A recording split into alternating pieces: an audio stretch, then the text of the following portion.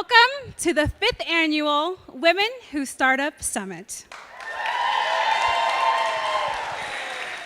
I am your host this evening. I am Tiffany Lanier, and I'm a little nervous. Just a little bit, not a lot. But I am really excited because tonight we celebrate women. Yes. But we are also here to think about your role in society. In 2013, we were just starting up, and I was one of the only women of color. And I remember when Lizelle came up to me, willing to just ask me, what can we do? What can we do to make this a more inclusive and diverse organization? I mean, how many times do you really get that? Like people just going out of the way to make sure and to ensure that they're building something that was going to be an equal playing field for all. That is the person who made all of this possible, why you're actually here tonight. I like to think you're here for me. But she is the one who speaks her mind always, right? Always. And will always stand up for what she believes in with integrity. And we need more leaders like her. So without further ado, let me welcome Lizelle Van Buren to the stage. Whoa! Yes! Oh my God. Oh. Good evening. My name is Lizelle. Welcome to Women Who Startup Summit. Woo! I am pumped. Can you tell? Listen, I'm Lizelle. I'm the founder of Women Who Startup. I started this crazy thing in January 2013 because I had a small group of people. I wanted more. I wanted to learn from CEOs, investors, leaders, mentors, advisors, young, old, and in between. Women Who Startup is an organization that is meant for you to have the most supportive network as a woman who wants to start a successful company. We will always push you to be your best. That's what we're here for. Please don't quit. Okay, let's get to the speaker series. I want to start by saying, and I know that this is obvious, but every single person in this room persists every day, right? Every time we fail, every time we fall, every time we're told no, and no again, as a female, as an entrepreneur, as both. And we dust ourselves off. Sometimes we drink wine. We have someone help us up, and we get our asses back up. At Guild Education, one of the things we're really focused on, our real big goal, is to increase economic mobility for working adults. What that really means is we partner with employers to offer education as a benefit to their employees. To some of those 30 million Americans out there that have some college, no degree, and some debt, to make it affordable for them to go back to school. We do that by partnering with universities, but we also say it's damn hard. So we provide support services to go around it. When I got a lot of no's, every time I get turned down for a financing, which by the way, happens a shit ton, I keep going.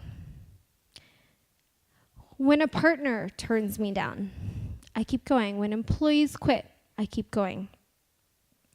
And when I say I actually don't mean I at all. I mean a team of people that support me and work with me.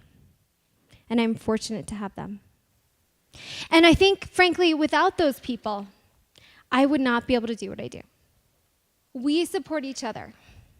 There are so many times that there are people in your life and you don't even get deeper than the surface.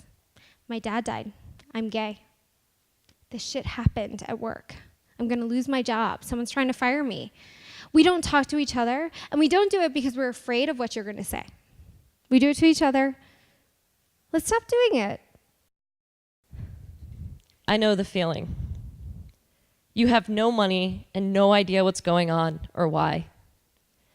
You wanna go out with your friends, but can't, because what if they wanna go out to dinner? As even a $15 charge is gonna totally screw up your budget. You can't have all the small pleasures that everyone else seems to enjoy. And you live in fear of a lot of weird things that shouldn't have a fear response. And the real bitch of it all is that you will work far harder than all of them. Whether our mindset is the cure or the disease, I have yet to determine for myself. But for better or for worse, it is. You have no idea how many lives you have touched for the better. And you probably never will, as our personalities don't allow for such recognition, but other people see it. What you are building or will build one day will transform so many lives. And that, well, that is worth it. Thank you. I'm going to give you an invitation. It's a very brief one. I invite you to break the rules. You see a rule and you think it's bullshit, you break it. Because understanding the right time to break the rules in order to do the right thing for you and your business is when you will rise above. And 2, I invite you to never shut the hell up. No matter how many people ask you to, forcefully, or by just not saying anything and standing up for you when they should. Never be silenced. And this is the hardest thing you will ever do, but when you rise, when you have that opportunity, do not stay silent. If you have the opportunity to stand up for someone, it is your responsibility to stand on your own 2 feet and to say, I am not okay with this.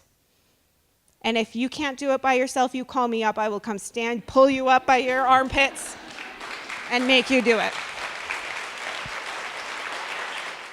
In This Together Media creates kids' books with more and more authentic diversity in terms of race, gender, gender identification, sexual orientation. Girls are not princesses or sex objects. Boys are not always cisgendered, white, funny sports. And Asian kids are not super dorky all the time. Black kids don't live in Harlem all the time or ever. And so, like, a month before the election last year, so right around this time last year, we were approached by a school publisher to do a middle grade series with a gang of girls, and we're told again we couldn't have more than one kid of color, so we turned it down. We turned down the business. A month after the election, we pitched a book called Nevertheless We Persisted, and it went at auction. Everybody wanted it because I think people realized, holy shit, we need this stuff right now.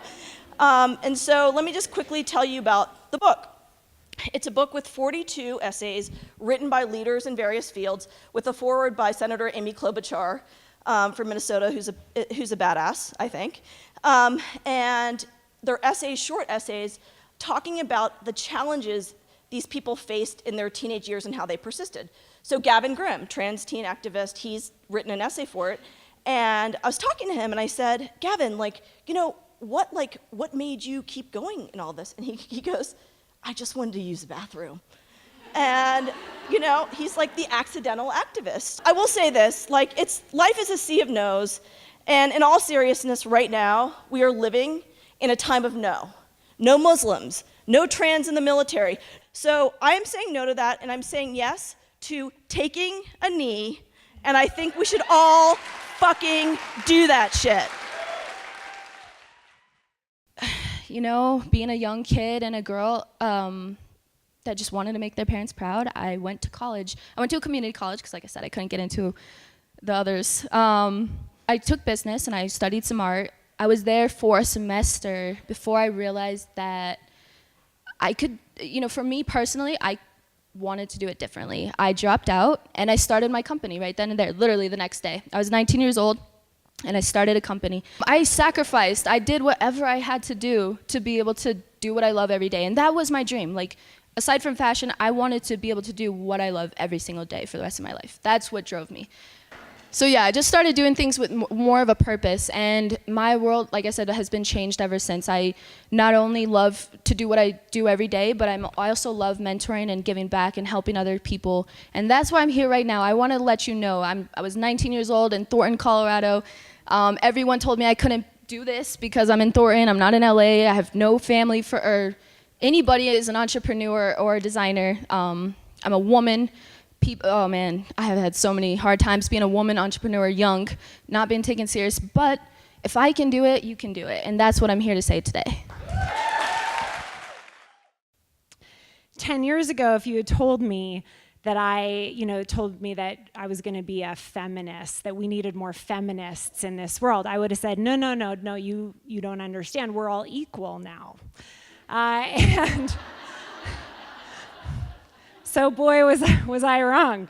And actually, I'm going to stand here tonight and tell you that we need feminists more than ever. That actually there are amazing, amazing women that came before us that got us this far, but we still have work to do.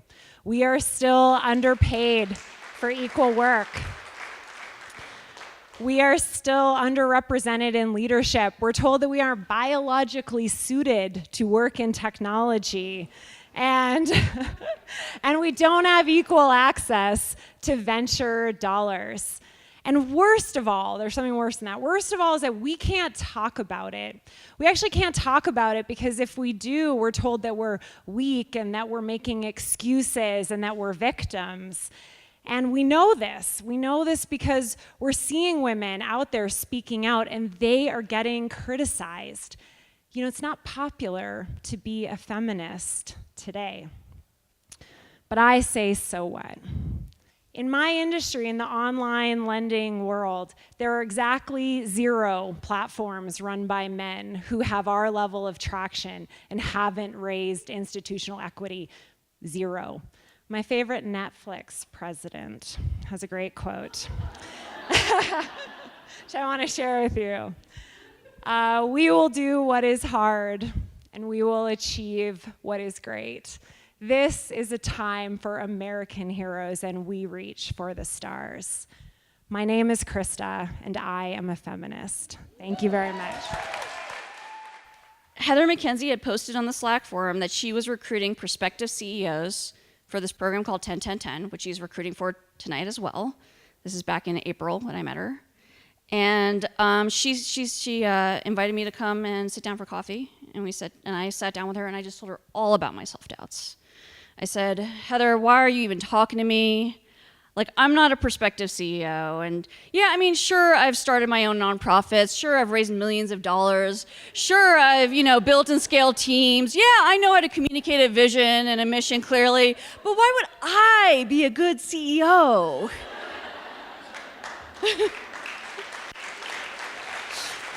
And if you could make a look that involves rolling up a newspaper and hitting you on the head, I'm pretty sure Heather gave me the look that day. So she brought me into 10-10-10. And it's because she fueled me and said I had the capabilities of doing this. So now I'm the CEO of 2 different startups. I'm building a digital health company, and I'm also building diversity with my female co-founder, Kim. But at the end of the day, that fire can only stay lit by keeping yourself fueled. And that fuel comes from your community. Tonight, you are surrounded by that community. You're surrounded by hundreds of other women who are here to fuel you and to keep you fueled. And the question is, are you ready to give? Earlier this year for me, it was powerful women like all of you that lit that spark that ignited that fire in me. So if you haven't ignited your fire, light it tonight. And if you already have that fire in you, make it brighter, because we're gonna light up this world. Thank you.